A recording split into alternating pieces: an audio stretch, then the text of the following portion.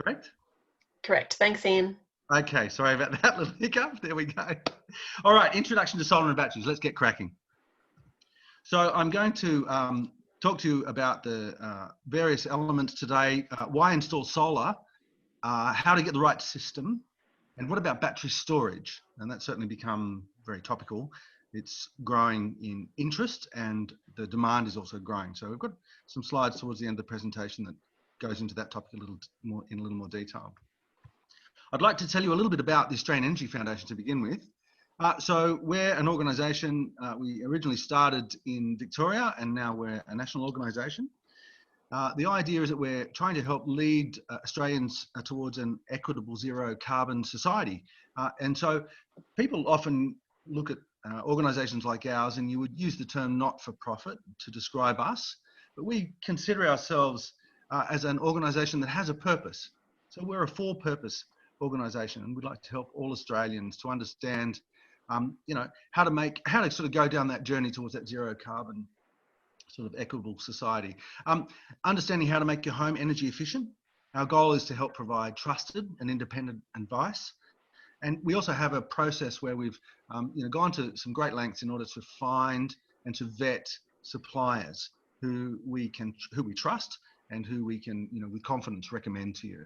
So that's kind of how we work, and it's all sorts of areas in your home. So it's not just about solar and batteries, but we look at air conditioning and insulation and energy efficiency. There's a whole range of different things. There's a little bit more about that later.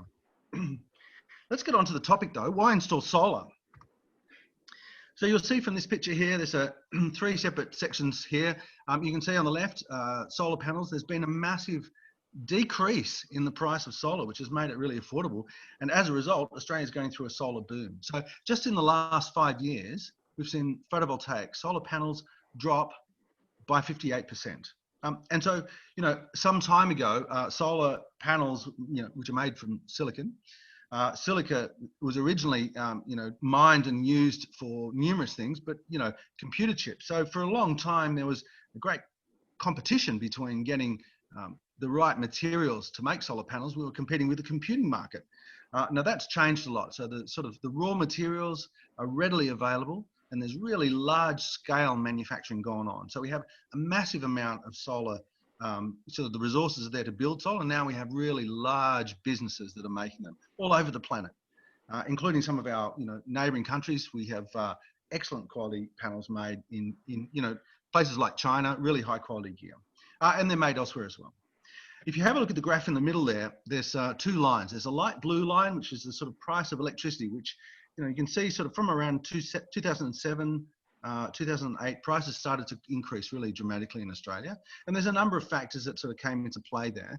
We had certain sort of conversations going on in the sort of political world insofar as sort of carbon taxes and the like. But also we were seeing investment in our electricity generation and the assets that actually produce electricity. So along with that sort of investment, we're also seeing price increases. So governments have gone along and privatized electricity, and as a result, some of the prices have gone up. So for a little while there, we saw an increase that went really quite dramatic. So over a few years, electricity prices jumped really extraordinarily. But along the other line, you see there on the graph, the orange one, the sort of general price, the CPI of things, has just been increasing sort of constantly, like it does. And that will continue to happen. Prices generally go up. The price of milk will go up gradually. But, we've seen this great spike in electricity prices. Now, if you have a look on the right-hand side there, what we're seeing is an infiltration of solar in Australia in such a big way. Not just solar, but also wind generation. So we're really fortunate in this country. We have abundant renewable resources, wind, potentially wave action, there's geothermal, there's a whole lot of things. But the wind and the solar power are the sort of players that are fairly easy to for us to sort of get into place quickly to produce energy. And we're now looking, in 2019, as that graph shows, 24% of the energy in the electricity generation in this country was from renewables. So it's fantastic. We're going through a boom. And so, I can say I've watched solar increase and get through our society. It's common to see, and it's a good technology. Let's keep going. People are installing solar for a few different reasons. And some of that is about, people making a sort of choice environmentally, but for others, it's, there's a significant financial sort of decision to be made here. So you can see this graph here on the left. It's from Curtin University. It sort of talks about sort of household energy use, and, having solar would mean, you'll see a decrease in your electricity bills. My advice to you is that today, with the price of solar and a properly sized system, you should be able to see that, your actual costs reduce significantly more than that. What I want you to concentrate on is the line up in the top right-hand corner there. Payback period, 3 to 7 years. And that's really more important for us to sort of to hold on to. And you can see it's bold up there. So 3 to 7 years. Why is there a range? Okay, so that's pretty simple. The 3-year thing is if you're installing a new PV system with, connected to your house and to the grid, if you're someone who's at home, it's likely that you'll be able to make the best use of the energy that you're producing. And so the outcome of that is your payback period is a lot shorter. You can actually have a whole system paid off within 3 years. If you're somebody who's not at home, and your solar power system's up on the roof, and it's making electricity, sending it out to the grid all day, and then buying electricity back in the grid, well, then your payback period takes a little longer. And so that's more like 7 years. And so when I ask you to consider the sort of cost of these systems, when you compare that to the price of your electricity and the fact that you never pay your electricity bills off, you only are paying what was 3 months old electricity. Solar is a good financial proposition. So there's a few other variables in there too. So let's have a look at those. The amount of sunlight that's available to you, the electricity prices, the cost of the system, whether you buy the really highest quality components or the medium quality or the low quality, and how that actually fits on your house, how much you consume, and of course the position of the panels. And there's a few variables there. I'll talk about that a little later. But in a nutshell, you're going to see this system pay off in a short period of time. At the very least, you're going to see a great saving. How does it work? So it's basic. There's the diagram in front of you here. It shows a few different steps, several different steps. Let's start with number 1, sunlight. We're spinning around the Earth. The Earth's spinning around the sun. It's been doing that for billions of years. It's going to continue to do that. That path isn't changing.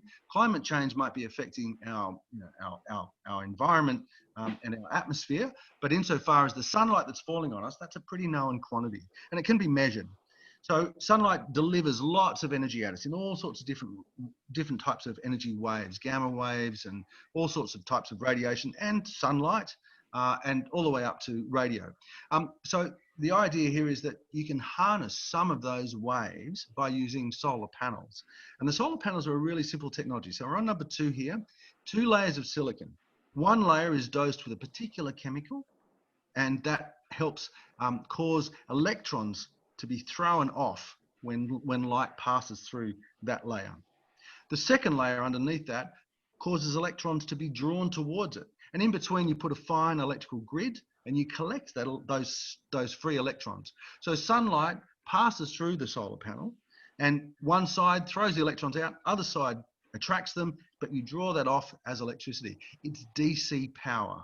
So when it comes off the roof, off those solar panels, in most cases, when it comes off the roof, it's DC, direct current.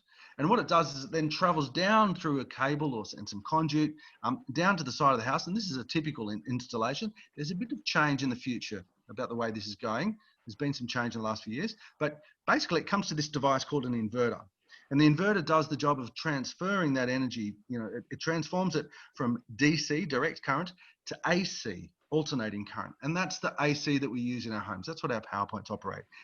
So when you walk over your power point, 10 amps, 240 volts, AC. And that's the job of the inverter. They've changed a bit in the last few years. The solar panels have changed too, but they're still doing the same task, but the inverter types have changed. We'll talk about that a little later. So once you've converted that energy that's come from that sunlight that's been made into DC power, brought to your inverter, changed into AC, so it's ready to be used. It comes to the switchboard of your home, number 4, and then from the switchboard, you can drive that into various appliances around your home. It might be lights, it could be dishwashers, washing machines, all those other things, TVs, computers, all of the normal 240 volt stuff. If you're not using that power, it will then proceed right past or through your switchboard and onto your smart meter.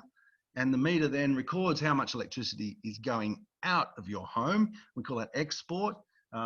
Exporting electricity there, and it goes out to the grid. And so that means someone else on the grid can use that. And so, we see you get rewarded for that. That's called a feed-in tariff. And we'll talk about how that's changed. But that's the basics, okay? So sunlight, we know that's going to continue to happen. We know how much of it falls on the planet. You can measure it. And we know how much falls on, houses typically in Sydney. And so you can take that and you can work out how much electricity you need to run your home. How do you save money in the process? Well, basically, the more electricity you generate yourself, that's free electricity. Yes, okay, you're going to pay for the system, but like we talked about earlier, 3 to 7 years, your system's paid off. And after that, the electricity is free. And those solar panels are going to last for a long time, producing energy for you. And so the more electricity you produce, that means you're no longer buying electricity. And the outcome of that is there can be a great difference between the price, depending on the time of day or the types of tariffs that you pay. You can be paying 2 to 3 times the price than what you would be if you're exporting solar or importing solar, importing electricity. So the idea here is that you create your own electricity, and generating that electricity saves you from buying electricity in. Now, if you do have that extra power, which I talked about, a feed-in tariff, this is where it comes in. The extra power that's going out during the day, you can earn an amount for that. The feed-in tariffs have changed a lot. We saw, maybe 10 or more years ago, the feed-in tariffs were really attractive. People were getting as much as 66 cents for electricity, but that's really pared back now. And for a while there, it dropped right down to wholesale prices, as low as 6 cents per kilowatt hour. That's increased a bit now. 12 cents is a sort of typical price that people are getting for their excess electricity that's being exported into the market. But you can also shop around, and there are some of the large companies are offering as much as 18 to 20 cents if you shop around. So the feed-in tariffs have improved significantly. Let's talk about getting the right system for your home. How do you choose the right components, getting the right size system? There's a few different elements here that we're going to talk about. Panels and inverters, the size, the price, the position, and suppliers. So there's a bit to this topic. And so what I'm going to do is I'm going to go through each of those different elements. While I've got your attention here, just take a quick look at the picture on the right. There's a chap with a hard hat on, wearing a safety harness, carrying panels up on roofs. Now, I've done this work, it's good fun on a reasonably cool day, but on a hot day, it's getting pretty significant, and we're heading into that weather. It doesn't mean they're not going to be able to be installed. Of course they can. But what I actually wanted to bring your attention to is the very top row on the roof. You can see some solar panels down where this guy's walking and carrying, but then there's these aluminium rails which runs across the roof, and then there's some heavy black cords attached to those aluminium rails. I just want to bring that to your attention now, because later on I'm going to talk to you about some different types of inverters. And this picture shows you some of those inverters. Anyway, let's keep moving. Panels, inverters. Let's talk about different types of panels and how they operate. So I've already talked to you about these things that are fairly simple technology. There's no moving parts inside them. So a couple of layers of silicon, there's a layer of glass on the front, it's mounted in an aluminium frame, and behind that there's a couple of other small components in them, very small electrical components, diodes that stop power from flowing the wrong way. But basically then there's some electrical wires that come out of the back. So there's no moving parts, which makes them really fantastic. It's the case that, because there's no moving parts, they're very reliable. And we think about them as new technology, but not really. NASA started using these things in the 70s, and they've been around for 50 years. They've just become cheaper, they've become more efficient, and they've become more affordable. So let's talk about them a little. There's different types of silicon that goes in them, and they sort of name them the way in which you can put the silicon in the cell. There's mono or polycrystalline. And at one point we had another type called amorphous, but that seems to have disappeared out of the market mostly. Still exists, but it's not really a player, because the mono and the polycrystalline cells that are used inside there are now really high quality, and they're very affordable. Each one of the panels that you can buy now, they produce a range of power. So you can buy slightly smaller or slightly larger panels. So the slightly smaller panels will be down, as you can see, point number 2 there, they might be producing somewhere around the sort of 250, 270 watts worth of power out of each panel when it's in the sun. The larger ones are producing more like 330 watts and more. And in fact, if you wanted to really chase this down, the really, the latest and greatest panels are producing over 400 watts for each panel. But, you know, typically, if you're going for the thing that's the latest technology, the very latest on the front curve, you'll be paying a higher price for it. So how does it work insofar as sizing the system for yourself? Okay, so a small home may not need a large solar power system in order to bring their electricity bill to zero. And my goal would be to encourage you to go towards a zero electricity bill. And you can do that.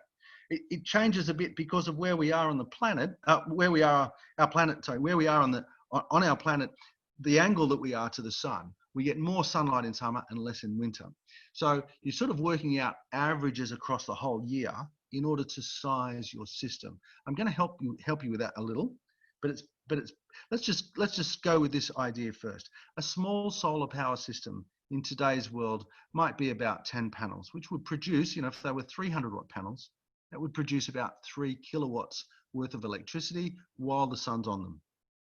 And if the sun's shining on them for an hour, then you've made, you know, you've made a kilowatt hour, or 3 kilowatt hours from those 10 panels. If you put on a slightly bigger system with more panels, you'd be producing, say, 5 kilowatts worth of electricity. So for every hour the sun's on them, you've made 5 kilowatts worth of power.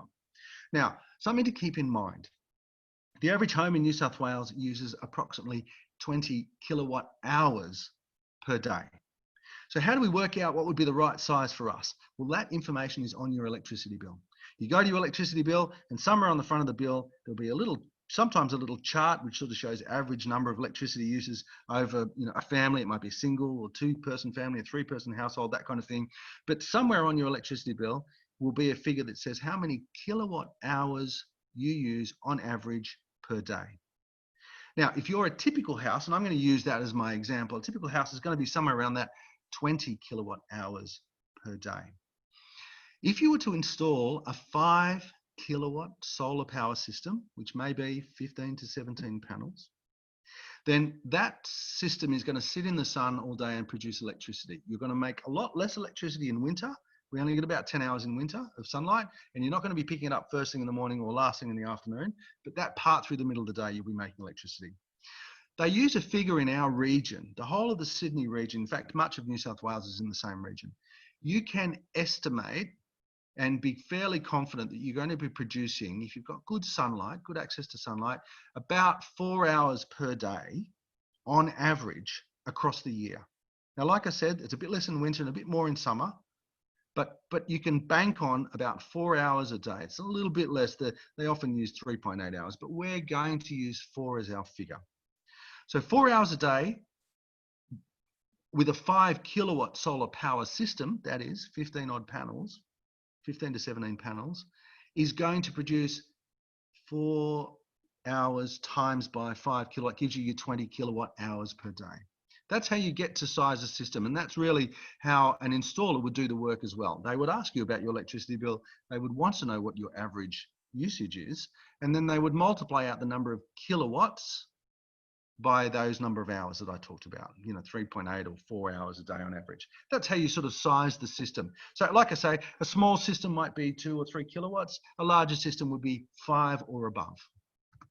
Okay, let's have a look. What do we look for? There's a couple of different things about solar panels.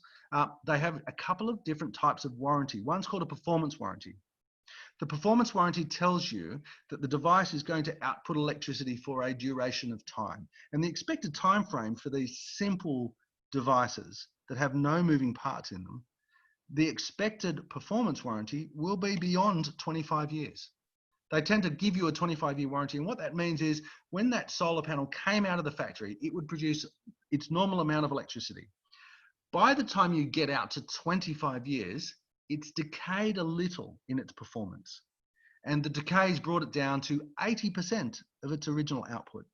So in the first sort of 10 to 12 years, fairly consistent output. But by the time you get out to 25 years, about 80% of its original output. Now that's pretty common. Most solar panels have that sort of 25-year warranty. There are companies that offer a little less, not such good quality. There are companies that offer a little more.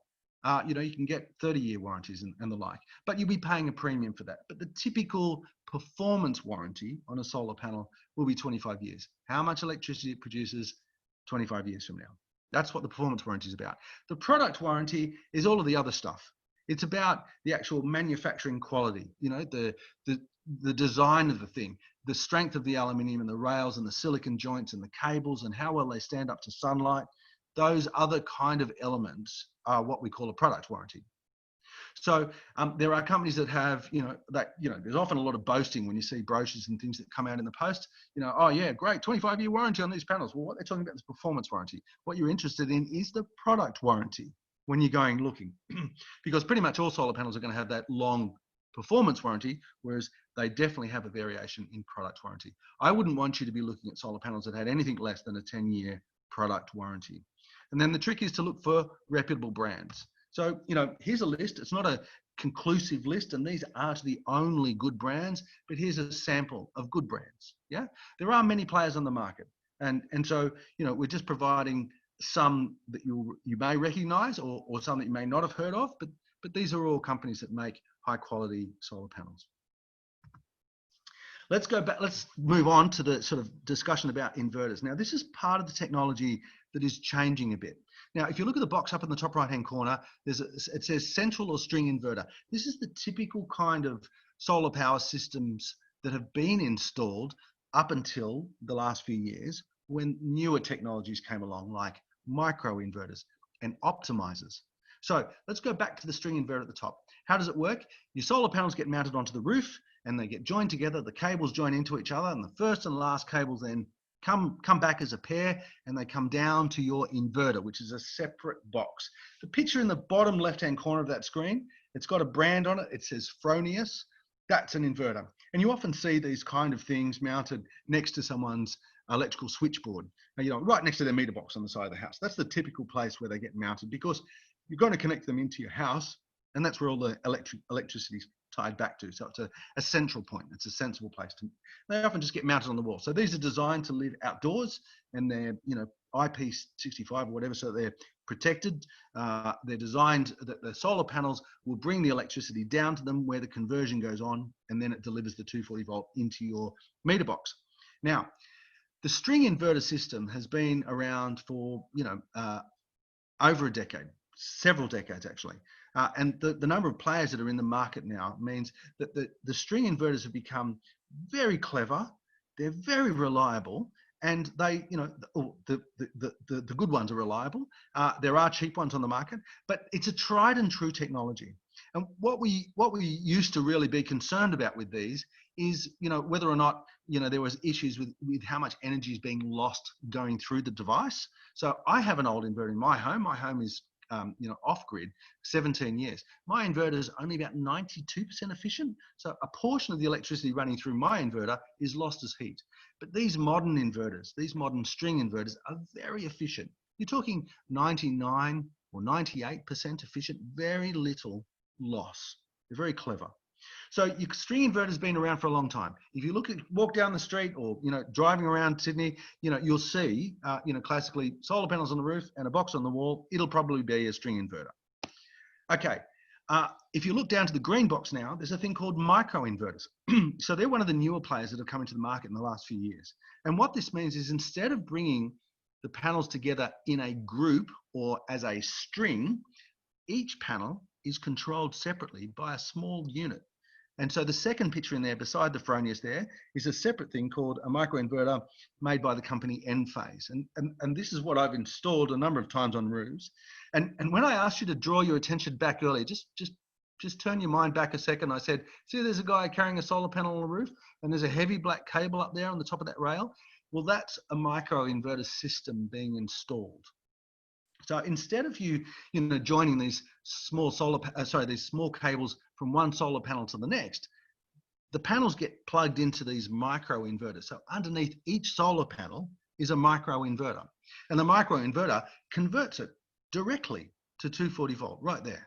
So from the roof, you then have 240 volt being joined from one panel to the next, basically from one inverter, one of these micro inverters to the next, and that simply gets delivered straight to the meter box. There's no need to have that separate big box down on the wall, because it's being treated underneath each solar panel. And there are some advantages to that, and I'll describe that in a little while. But it's also a little more expensive. Now, the other one here, which you can see, is the purple box at the bottom, and that's power optimizers. So optimizers are kind of they've got a kind of, they've got a foot in both camps is really how I would say. The optimizer gives you some control by putting a box underneath each solar panel.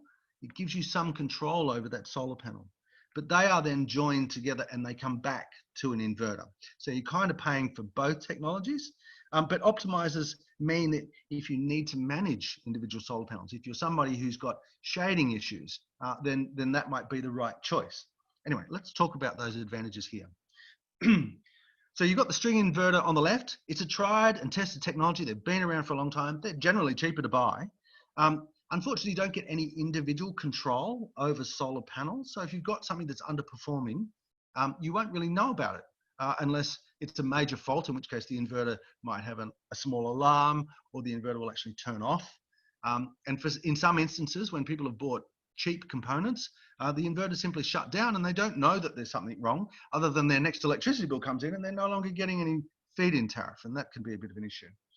If we have a look at the panel optimized inverters on the right, so this is the sort of micro inverters or the optimized inverters, you actually get a lot more control over individual panels. Now, I've got to say, let me just reinforce here, there's not a lot goes wrong with solar panels. They're a fairly simple and robust technology. And so if you've got good sunlight on your roof, you may not even need to consider these optimized or micro inverter systems.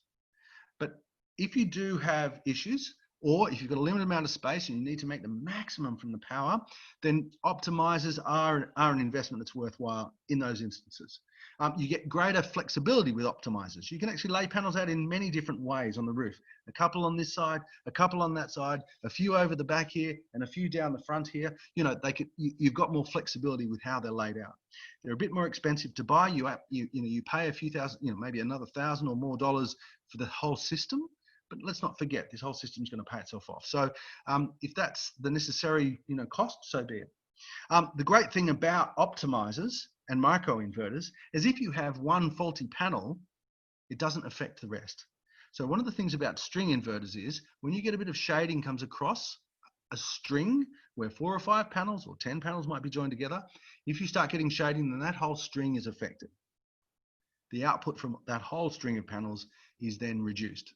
But with these optimizers and microinverters, only the one panel that's getting shaded will be affected. So that's why they've come into the market and why they have great value to some people. Insofar as inverters, what to look for? Well, here's another one of those good brands. See the picture on the right? This is SMA. So they're a German designed inverter. Again, another really efficient inverter. There's a lot of those, red ones and yellow ones and blue ones. You see them on the side of homes. What you're looking for here, it's a piece of electronic technology. You would want it to last 10 years. So you're looking for a minimum of a 10-year warranty. And again, what we would encourage you to do is to choose, a reputable brand. Now, I'm going to give you some brands in a moment, but just let me say this. I've been working for a number of years doing installations over, in various jobs in the years gone by. We saw Sydney-siders, really throw themselves at solar power and some years back when the incentives were really there. Unfortunately, a lot of the cheap systems that went on people's roofs and cheap inverters were installed, the panels continue to work, but often the inverters failed. And so this chap that I've done work for over the years, he now spends a couple of days a week going out and replacing inverters. So can I say to you, you may have a little bit of room to move insofar as choosing quality of solar panels because they're fairly robust and not much goes wrong with them. So I think there's a little bit of compromise room there for solar panels. But when it comes to inverters, don't make the mistake of buying cheap. Buying cheap is buying trouble. Okay, let's move on. Brands, here I've already listed a couple, SMA, Fronius, and there's a couple of others in there. Enphase in the bottom left there, the microinverter systems, SolarAir, JBB, Solus inverters. There's other players too. I mean, there's good quality inverters made here in Australia. The one that I have in my home is Selectronics. They're made in Victoria, very good quality. But, this isn't an exhaust, this list isn't all of the good ones. There are numerous ones, but these are just some of the big names, some of the reputable names. Hi Ian, it's Sam here from Randwick. Just a quick question before we move past inverters. Yeah. We've had someone come in and ask about when is using a micro inverter better than using an optimizer? Yeah, okay. So one of the things that, installers really love Micro inverters mean you're delivering 240 volt directly from the roof, which means the installation is a little quicker. The regulations around bringing the power down from your roof, there's been some changes in the standards over the years. And so what installers really like is a quick and simple installation. Once you're making 240 volt power up on the roof, you only need a simple conduit and normal, what they call twin and earth cables, the sort of often the white cable with three, white sort of plastic cable with 3 separate strands in it. Those kind of cables are very easy for installers to put in. But the micro inverters, producing 240 volts are quite clever. They have, quite a bit of, there's a bit of software goes with that. You can have apps that tell you what's going on. Optimizers, I like the idea of optimizers. It probably would pay to do research across a few of them.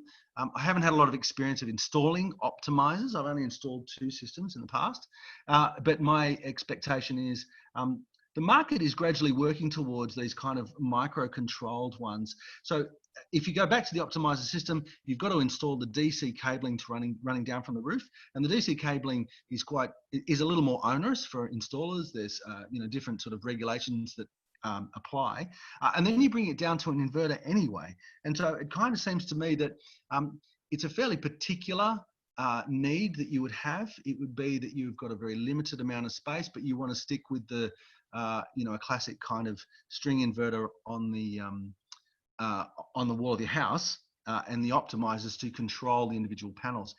It seems to me, to be honest, you'll find that the micro inverter systems like the N-phase are the most commonly installed. They're gaining a lot of traction. They're really enjoyed by installers. Small differences really, and you'll find that your installer will probably prefer the N-phase system with the micro inverter system, because they're easier for them to install. One other thing to say about that is that the market is changing a lot. So there are now solar panels being made where the inverter is actually already built on the solar panel. So once you install the solar panel, you're simply plugging in 240 from there. You don't have to have that separate N-phase gadget mounted to the rail underneath.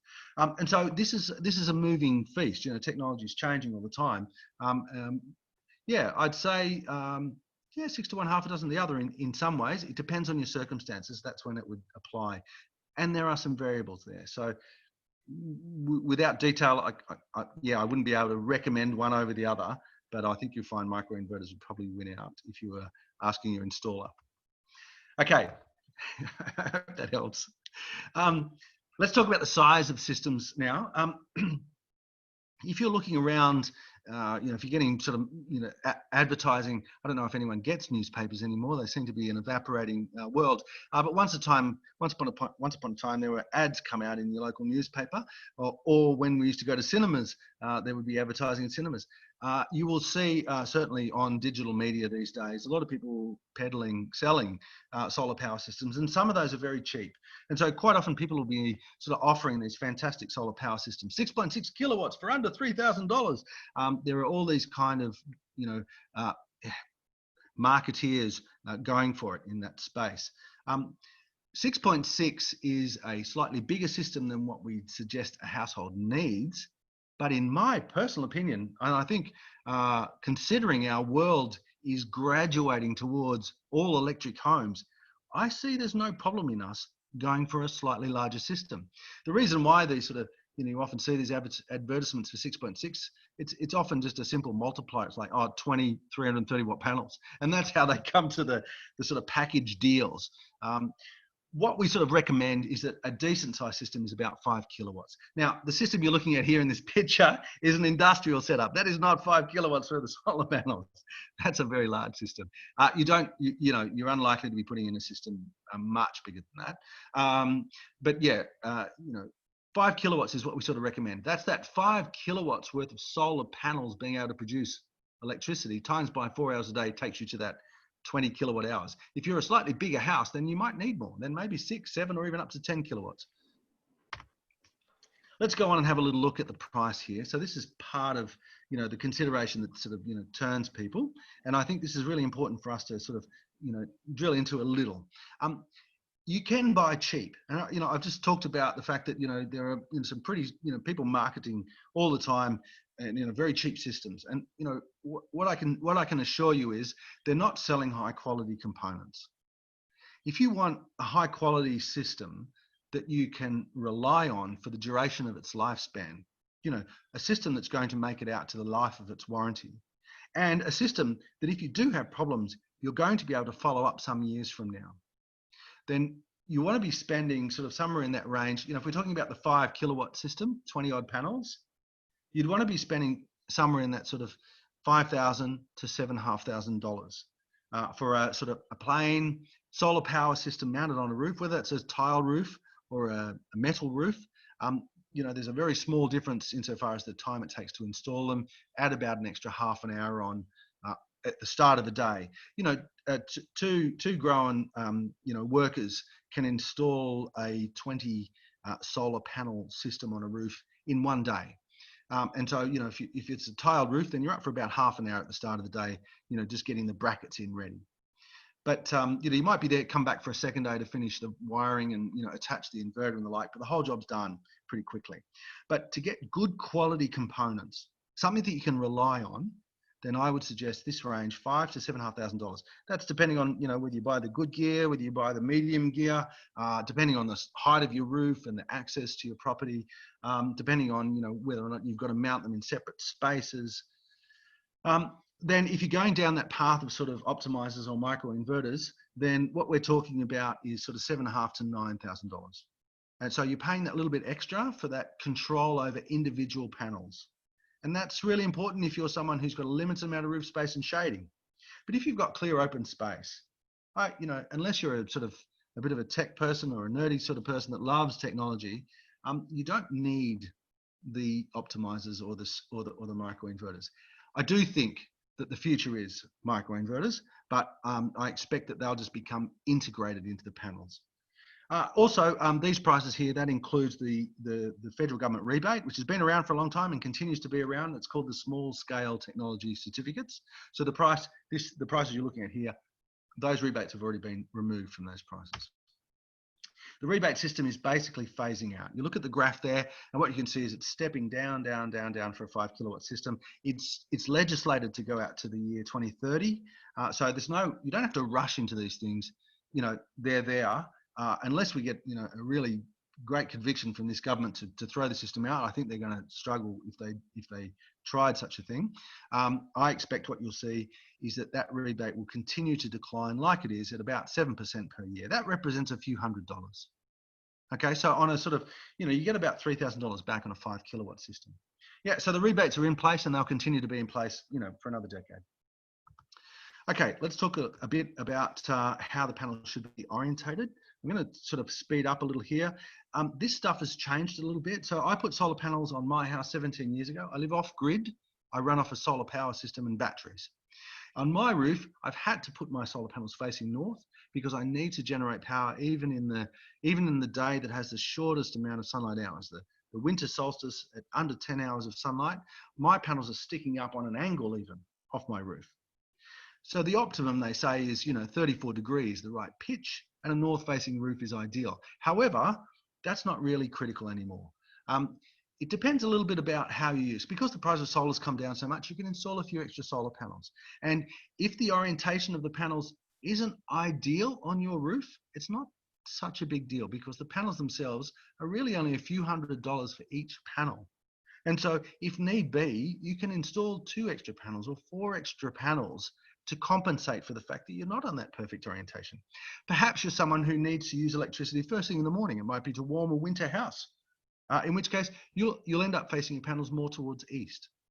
If you're someone who's really affected by heat and you want to do something about afternoon sun, then you'll have panels facing west, and that's okay. So the orientation isn't as critical as it used to be. It's pretty much very few people would ever install them south because you really don't get any sunlight from the south. But the basic idea here is north is great, east and west is good too. There are some local council sort of considerations, and I'm going to let Sam step in here and give us a little bit of feedback about that. Yeah, well, fortunately, from a council's perspective, it's pretty simple. Almost all installations, council doesn't have to be involved at all. It's only when you're either in a heritage listed area or you're in a heritage property, and the solar is going to be installed on the roof, which is facing the main street of the house. So if your array was to meet both of those conditions, you need council approval. If it doesn't, then council doesn't have to be involved at all. Great. Awesome. Thanks, Sam. Okay, I'm going to keep stepping through. Okay, let's talk a little bit about suppliers. What do you want to look for? So if someone's going to come and do a system for you, you know, you want someone who's in the market for a while, someone with a bit of longevity. They've got an established track record. Online reviews. Now, I'm a little skeptical when I first, look at companies. Everybody's boasting their own, everyone's showing their best side. So they're always going to, say how good they are. But, if you read through reviews, online reviews, you can start to get a bit of an idea from the various things. So you want someone who's in there for the long period, got good reviews. You want to make sure it's a professional quote. When I go to the mechanic and get my car worked on, I just get a scribble and it says, service, and then there's a figure. If you're going to be spending, these sort of thousands of dollars, you want someone who's going to spell out the bits of equipment that you're getting. So you want some itemization, and you want to be able to see sort of brochures and warranties. That kind of information should be included in the quote. So a good professional quote. They need to be somebody who's already a approved Clean Energy Council. The Clean Energy Council is the organisation that accredits solar installers. So they should be not only an accredited installer, but we actually say you should be looking for someone who reaches the next bar, which is a Clean Energy Council approved solar retailer. So it's a slightly higher bar that the Clean Energy Council sets for organisations that want to be retailers. And of course, the workmanship itself should be good quality. We want a minimum of 5-year warranty and a guarantee on the workmanship. And I've been on a lot of roofs where we've gone back and done repair work, and the people who are doing it sort of quick and rough, there's issues. It may be that they've missed out a bit of silicon on the a bit of silicon over the back of a joint, and so moisture's got in and there's been a fault in the future. You want someone who's going to do a good job. So longevity, reviews, professional quote, Clean Energy Council approved, 5-year installation. Getting a quote itself, it's pretty straightforward. Initially, you'll have a conversation with someone online. And what they do is they use, something like Google Earth, or there's many other tools. They'll actually have a look at your roof, and they've got software that can sort of lay out how many panels can go on what orientation. And so that really helps. It's important for you to understand how much electricity you're using. And the first thing they're going to ask you is, can you please get your electricity bill and tell us what your average electricity use is? So it's worth your while, maybe getting 4 electricity bills, the last 4 bills, so that you've got a whole year. You've got that variation from summer to winter, and you can then work out what your annual average electricity use is per day. So that's worthwhile. Okay, let's keep going. Let's talk a bit about batteries. It's quite important to understand this technology's really come around. It's changing rapidly. So let's talk a bit about how they work. When you produce electricity from solar panels, it's only going to happen during the middle of the day. So when you look at this graph here, you've got a sort of hump in the middle, which is yellow. That's the time when solar is produced. The timeline along the bottom there is from first thing in the morning till last thing in the evening. The grey line, that sort of double hump line, is the sort of typical household energy use line. And what that shows is that in the mornings, we tend to have a very small amount of power, but early morning we start rising as people are getting ready. We draw a lot of power, and then it dips off during the middle of the day, and then again it rises by the afternoon and peaks around the sort of 8 o'clock at night. And then it drops back off again as the evening rolls on. So the idea of batteries is pretty simple. We're producing the electricity at a time of day when a lot of people just aren't even at home. And so if you're clever, you will take that, that sunlight that you've turned into electricity, take it and store it in a battery and bring it back in when electricity is expensive at night. So that's the basic idea around batteries. Good idea. What's the financial return on batteries? So this is where it gets a little sticky. Okay, now, on the left-hand side here, you can expect to reduce your bills by 60 to 90% if you install solar and batteries. Yes, but I've got to let you know, batteries are an expensive proposition at this point in time. Batteries cost between $1,000 and $2,000 per kilowatt hour of stored energy. That's a very expensive bit of kit to hold a fairly small amount of power.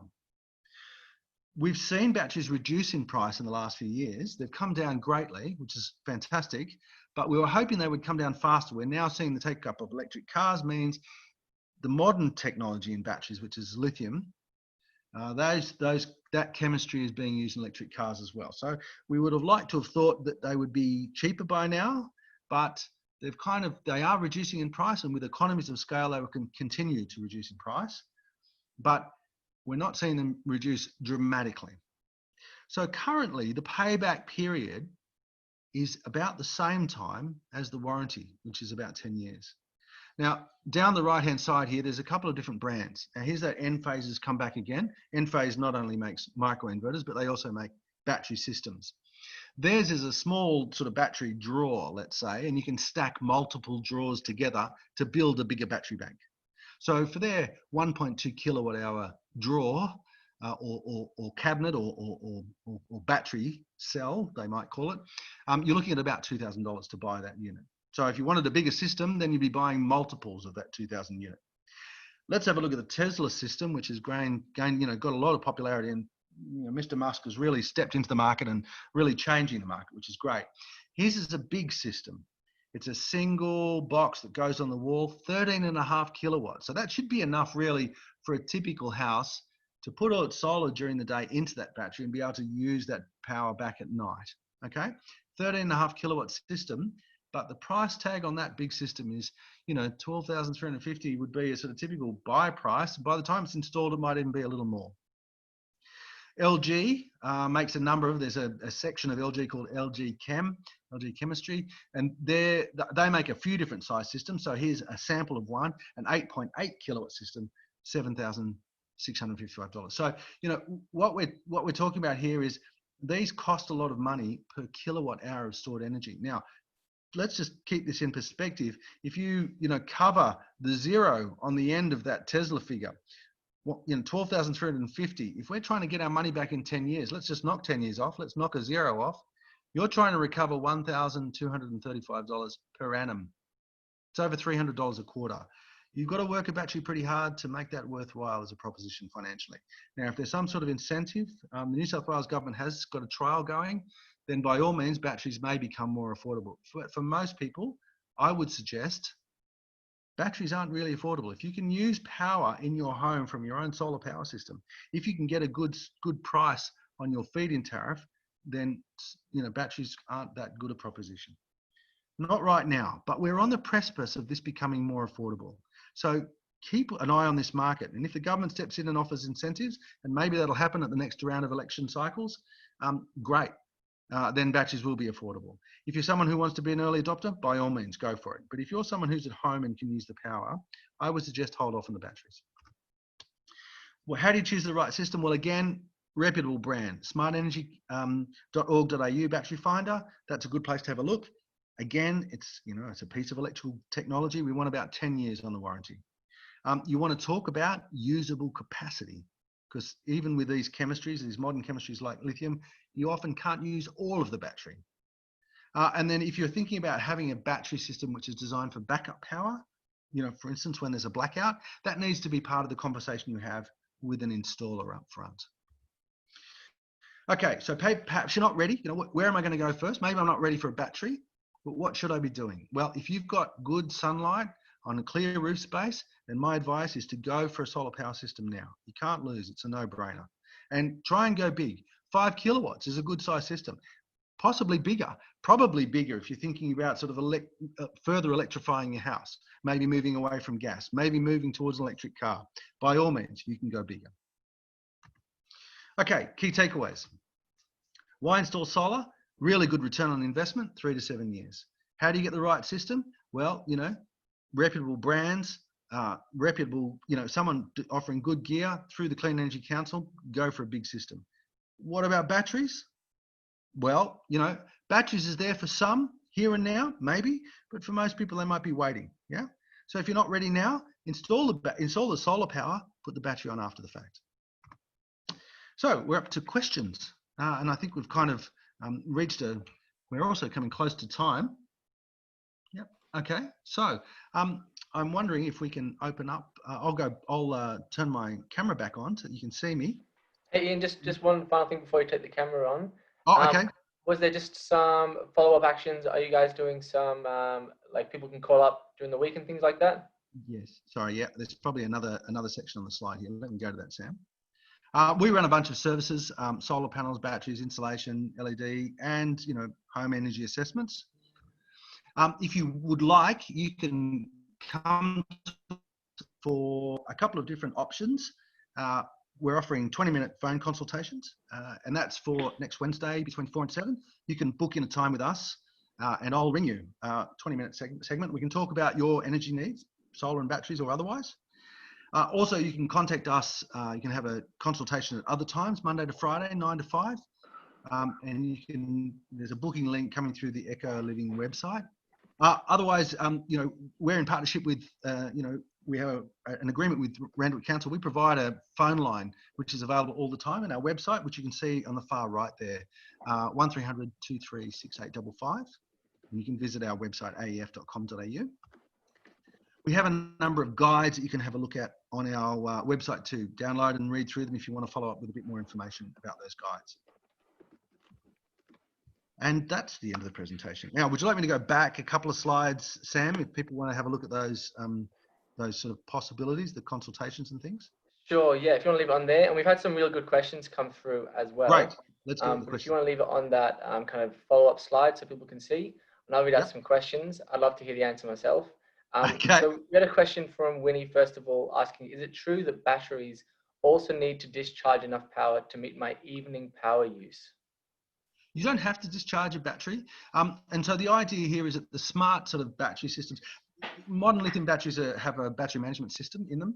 And so they manage themselves. And the idea is that the battery has a usable amount of capacity.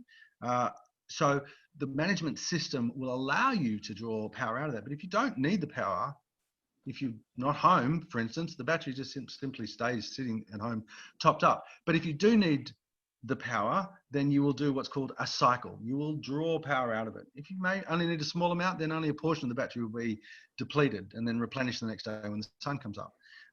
It's a management system, and it really there are some specifications that you can ask the installer to describe to you about how the battery works. So some of them are programmable. You can sort of say, I want to take as much out of the batteries in the evenings as I can and let it replenish each day because my evening electricity is really expensive.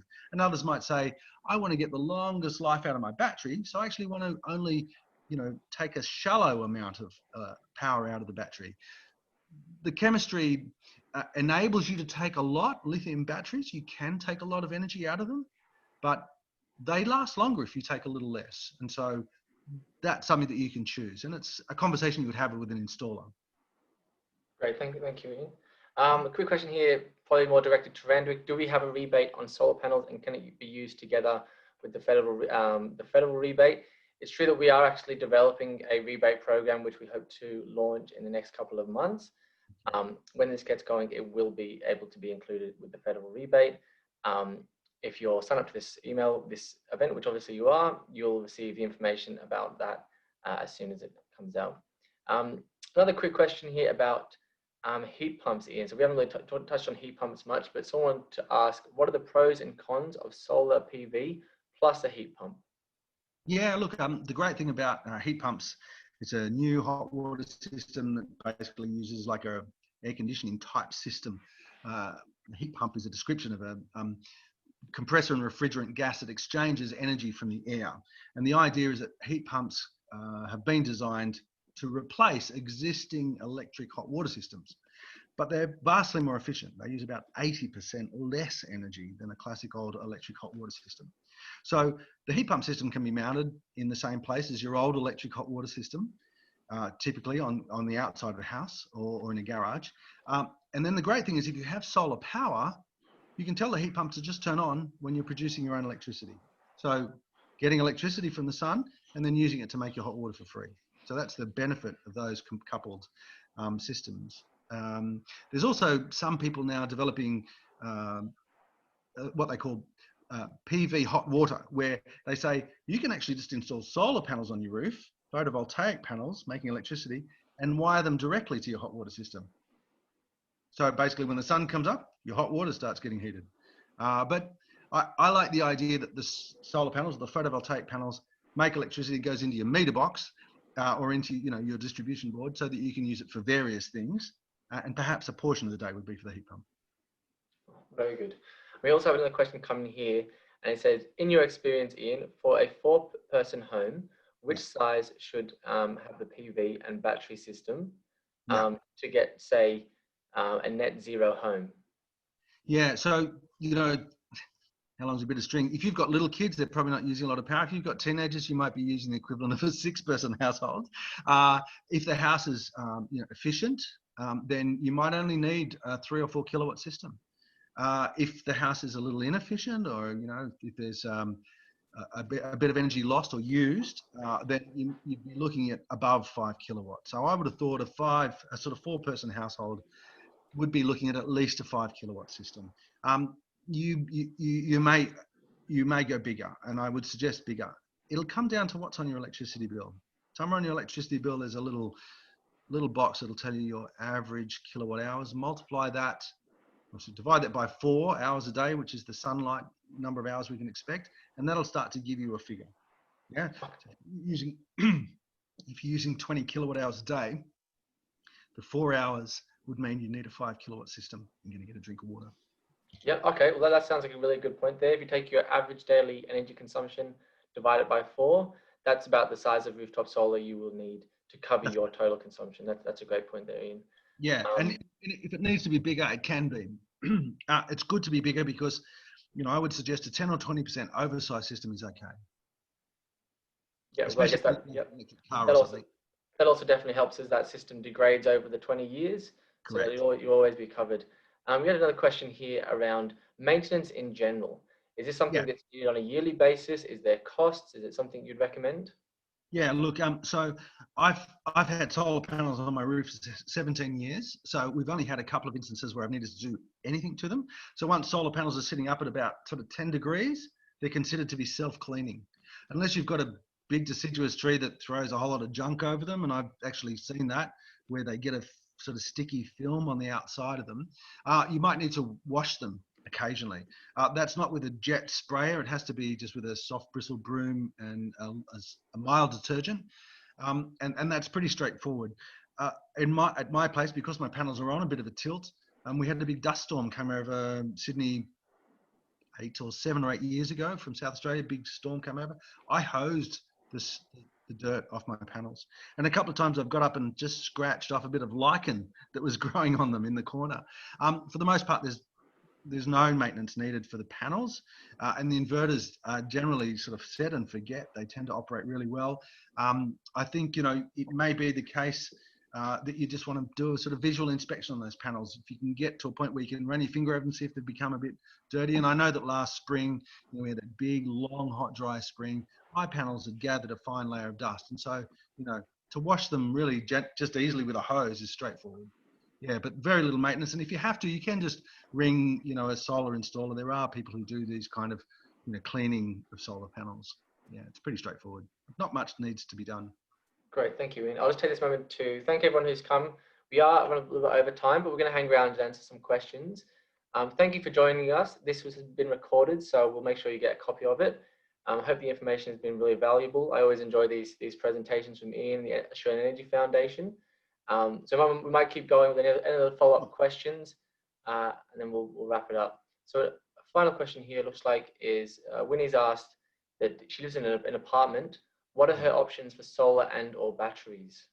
Yeah. Okay. So there's people are getting clever about sort of helping with apartments. So you've got some rules and regulations that apply to apartments and townhouses and things, insofar as sort of strata management goes. So you'll have to do some investigation there about what's acceptable or not acceptable in your strata management. But there's also organisations that help with that. There are websites and there's a bit of information. Strata Communities Australia is an overarching body for stratas that you can get information from. Australian Energy Foundation has also helped fund a program in Victoria where we've helped get solar installed on apartments. And the idea there is that there's now clever software that can, split the energy being produced on the roof into various apartments. So the market is changing. There's certainly more interest and support from government because there's a realisation, state governments, there's a realisation that people in apartments are a little bit restricted because of these extra layer of regulations around them. But I can assure you that they exist. There are systems where you can have solar on roofs of apartments, and that the solar can either be used individually. My advice to you is to go for the thin edge of the wedge.